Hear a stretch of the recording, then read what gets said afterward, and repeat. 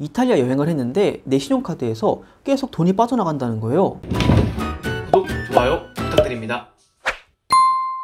네, 여러분 안녕하세요. 로마 사는 한국남자 레만입니다. 제가 오늘은 오랜만에 한국분들이 해외여행 오셔서 한국분들만이 보이시는 특별한 행동이 있는데요. 이 행동을 하실 때 특별히 주의하시면 여행하시는데 유용할 법한 그런 내용에 대해서 이야기를 해보려고 하는데, 최근 제가 이탈리아 여행에 관련돼서 영상을 많이 올렸죠. 뭐 대표적으로 지하철 탈 때 주의해야 될 점하고, 또 버스, 또 택시 등등 그 한국분들이 이탈리아 오셔서 여행할 때 주로 이용하는 대중교통에 대해서 이 세 가지 공통점이 있다면은 이제 항상 뭐 소매치기 조심해라, 치안 조심해라, 뭐 이런 이야기를 제가 드렸는데, 이런 영상들을 제가 찍고 주의하셔야 된다라고 말씀을 드리니까 한국분 중 어떤 분께서는 나는 렌트할 거다, 이탈리아 여행 가서 렌트해가지고 내가 차를 몰고 다닐 거라 그런 걱정은 없지 않겠냐 라고 그런 렌트카에 관련된 질문을 해주셨어요. 렌트카는 말 그대로 차를 빌려가지고 여행을 하시겠다, 자가용을 빌려가지고 여행을 하시겠다라는 건데, 한국분들이 해외여행 오셔서 바로 이 렌트,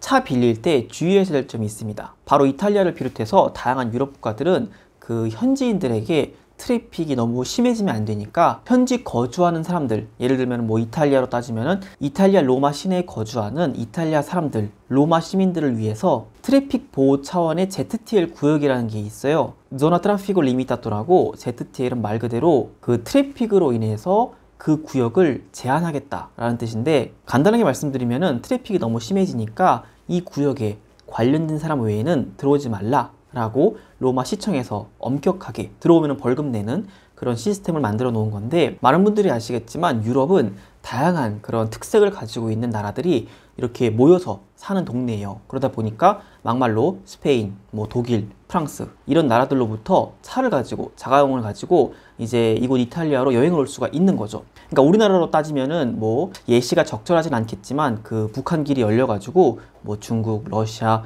그런 다양한 그런 아시아 국가들이 차를 가지고 한국으로 들어온다고 생각하시면 될 것 같아요. 그러면은 당연히 한국에 거주하는 분들은 트래픽이 더 심해지겠죠. 마찬가지로 이탈리아도 이 유럽 국가들이 다 오픈되어 있고, 또 자가용을, 또 이제 막 독일에서 이런 좀 잘 사는 나라에서는 되게 막 큰 차를 가지고 오잖아요. S클래스, 랜드로버 막 이런 거 갖고 오니까 트래픽이 너무 심해지는 거예요. 안 그래도 이탈리아 같은 경우에는 전 세계 1위로 세계 문화유산 보유가 가장 많은 나라예요. 문화재들이 가장 많고, 로마 제국 시절 때 잘 나갔을 때 그 지하 밑에 그 묻혀져 있는 유물들이 아직도 너무나도 많다 보니까 지하 주차장은 거의 없다고 보시면 되고, 차들은 엄청 많이 들어오고 여행업이 유명하니까 현지인들이 너무 힘들다 이거죠. 그러다 보니까 이 ZTL이라는 그 제도가 생긴 건데, 제가 최근에 한국 분들이 이탈리아 여행 오셔가지고 정말 이거만큼은 많은 분들이 공감해 주신다 라는 내용 중 하나가 바로 한국 분들은 이 식사 문화, 밥 먹는 거에 대해서 굉장히 진지하다는 거예요. 이거는 정말 많은 분들이 공감해 주셨는데, 한마디로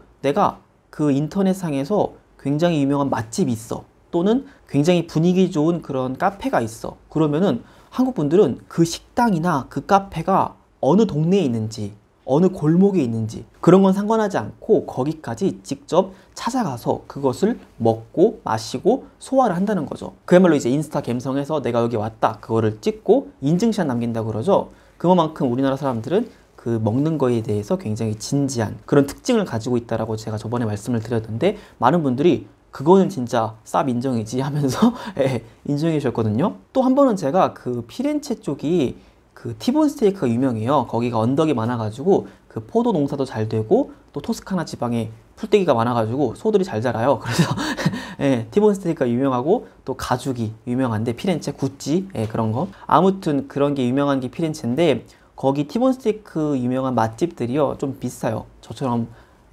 아무튼 좀 비싸요.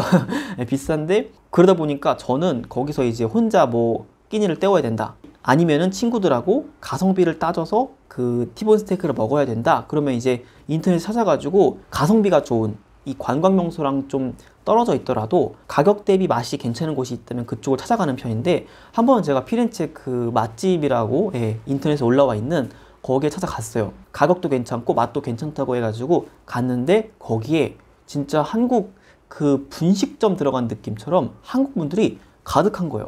막 한국말만 들려 거기서. 그래가지고 제가 가게 주인한테 물어본 적이 있어요. 여기 원래 이렇게 한국 사람들이 많이 오는 편이냐 물어봤더니, 그 주인분께서 한국의 어떤 블로거가 그걸 올린 것 같대요. 그래가지고 그 이후로부터 여기는 완전 B&D 꼬리아니 해가지고 한국 사람들이 가득한 그런 식당이 되었다라고 이야기해 준 적이 있는데, 거기가 그 시내 쪽이랑은 조금 거리가 있고 또 골목 옆에 있어요. 그러다 보니까 찾기가 좀 어려운 그런 지역에 있는데, 한국 사람들은 그런 걸 마다하지 않고 맛집이다 그러면은 거기를 찾아가는 그런 특징이 있다 해가지고 이 외국인 그 식당 집주인, 이탈리아 집주인이 놀란 반응을 보인 적도 있는데, 이제 그거죠. 한국의 블로그에 올렸던, 인터넷에 올렸던, 뭐에 올렸던 간에 음식의 퀄리티, 맛만 좋다면은 한국 사람들은 어디에 있던 그거를 이렇게 줄 서서 먹었거든요. 그날도 줄 서서 이렇게 와가지고 먹는다. 굉장히 놀랄 수밖에 없는 거죠. 거기가 바로 피렌체 ZTL 구역이 있습니다.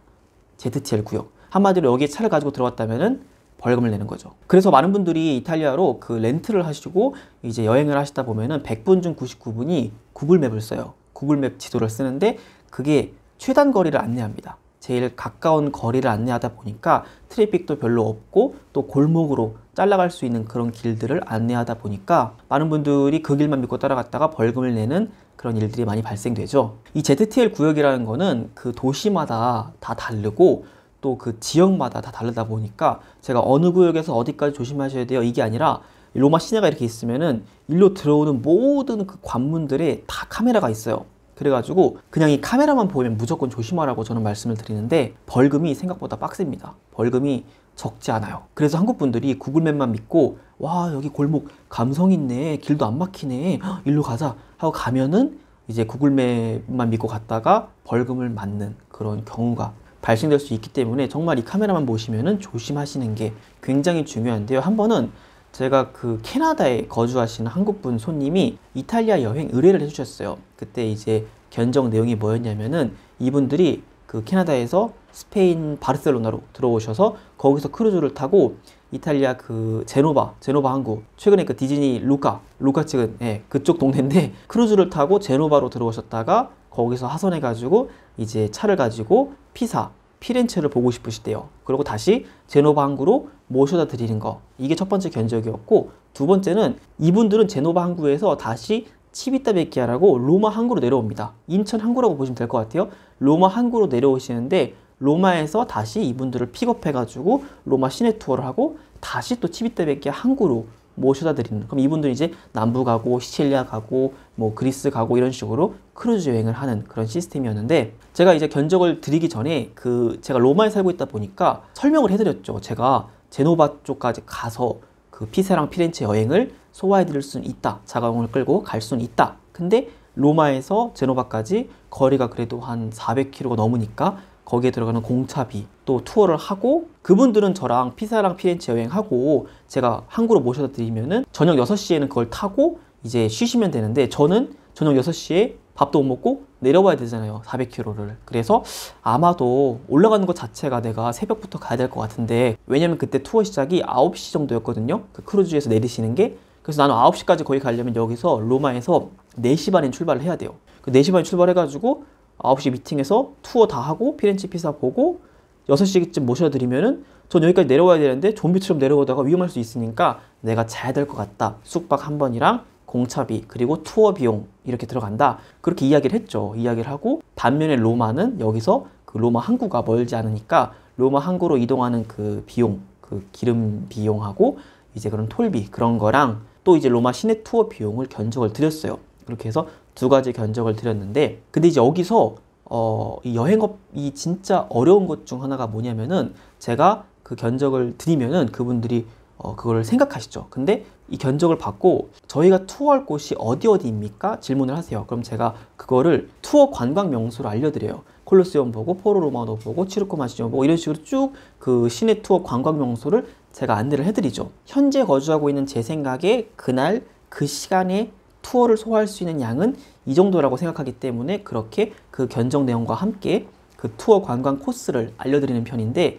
여행업이 정말 힘든 게 이렇게 10명 정도한테 제가 그 견적이나 아니면 관광 명소에 대한 정보를 드리면은 저 같은 경우에는 계약을 따내는 게 2번 내지 3번 정도예요. 많은 분들이 이거를 받고 나면, 정보를 좀 얻고 나면은 가이드를 안 끼고 하겠다, 아니면 뭐 그냥, 또는 우리는 자유여행 하기로 결정했다, 가족하고 상의 후에 자유여행하기로 결정했다. 죄송하다. 고맙다. 뭐 이런 식으로 대화를 하시는 편이에요. 그러다 보니까 여행업 하시는 분들은 다 이거에 대해서 공감하실 거예요. 어쩔 수 없는 거고, 그렇다고 일정을 안 드리고 돈부터 보내요 이럴 수는 없잖아요. 그러다 보니까 저 같은 경우는 10분 중 한 두세 분 정도 계약을 따내는 편인데, 아무튼 그날도 정보를 다 드렸죠. 근데 이분들이 공차비랑 호텔 비용 들어가는 거 피사랑 피렌체는 자신들이 렌트카로 하겠다고 하고 로마만 저희한테 맡겨주셔가지고 로마를 진행한 적이 있는데, 이분들이 렌트를 해가지고 피사 피렌체 보는 건 충분히 가능하죠. 왜냐면 내리자마자 차 빌려가지고 투어를 하고 다시 차를 반납하고 크루즈를 타면 되니까.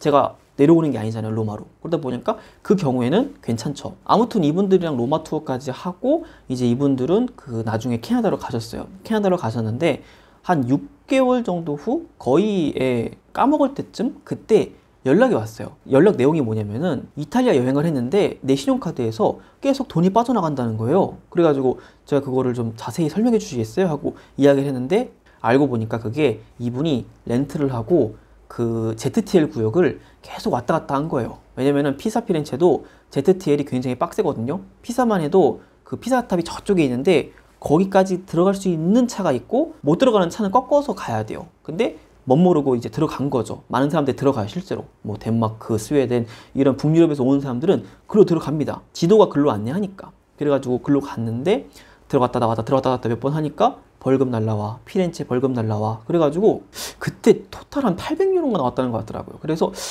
야, 어떻게 몇 번을 이거를 잘못하면 800이 나오나 100만 원 돈이 나오냐. 저도 이거에 대해서는 정확하게 벌금이 어떻게 매겨진 건지 모르겠는데, 뭐 그런 것도 있을 수 있죠. 시내 쪽에 시속이 제한되어 있는데 예를 들면 30, 50 제한되어 있는데 여기서 뭐 60, 70으로 갔다. 그럼 그것도 벌금이거든요. 그러다 보니까 벌금이 굉장히 많이 날라와가지고 저한테 도움을 요청하신 적이 기억이 나는데, 근데 문제는 한국처럼 따박따박 그날 또는 빠른 시일 내에 벌금이 날라오면은 이제 그거에 대해서 따질 수도 있고, 또는 내가 이 부분에서 잘못했구나, 다음엔 조심해야지 라고 생각할 수가 있는데, 이 벌금이 6개월 후에 날라왔다는 거예요. 그것도 카드에서 그냥 쭉쭉 빠져나가는 걸로. 그래가지고 이분은 이제 속상한 거죠. 여행 잘하고 왔는데 벌금이 매겨지니까. 그래서 이분이 벌금을 많이 냈던 기억이 나는데, 저만 해도 저뿐만이 아니라 아마 이탈리아에서 면허 따고 운전대 잡으신 분들 대다수가 이 이탈리아의 ZTL 때문에 세금 좀 많이 냈을 거예요. 물론 이제 안 내는 사람도 있겠죠. 안 내는 경우도 있겠죠. 벌금 날라왔는데 안 내도 이탈리아는 차를 사고 파는데 문제가 없으니까 벌금을 안 내는 사람도 있겠지만, 저만 해도 엄청 많이 냈고 또 아빠가 많이 냈어요. 저희 아빠가. 한 번은 저희가 여기 와가지고 이제 막 자리 잡을 때, 아빠가 막 자리 잡을 때 차로 개인 여행을 하시는데 손님들을 모시고 그 ZTL 구역 시내 구시가지 그 골목 맛집부터 시작해가지고 그 시내 쪽을 개인 차량으로 계속 왔다 갔다 한 거야. 여름 3개월 내내. 여름 3개월에 이제 제일 많이 오시잖아요, 여행객들이. 그러다 보니까 계속 왔다 갔다 했는데 가을 시즌에 좀 집에서 쉬고 놀 때 벌금이 매일같이 날라오는 거예요. 이제 하루 이틀 간격으로 맨날 날라와. 60유로, 80유로 막 날라오니까 진짜 아마 아빠가 이탈리아 그 벌금 세금으로 한 1000만 원도 더 냈을 거예요. 정말 많이 냈죠. 번 거 다 냈으니까. 근데 이게 한국 분들은 좀 이해하시기가 어려우실 수도 있으세요. 왜냐?